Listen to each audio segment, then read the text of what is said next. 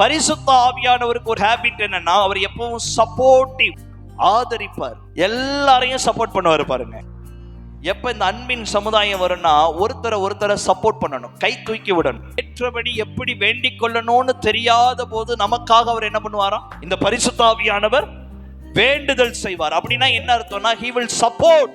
40 நாட்கள் அவர் பரிசுத்த ஆவியானவரால வனாந்தரத்திற்கு என்ன பண்ணாராம்?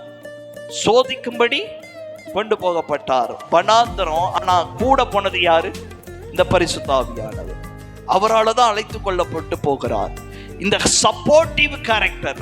பூமியில ஒழுங்கின்மை இருக்குது, அது வெறுமையா இருக்குது, ஆழத்தின் மேல் இருள் இருந்தது.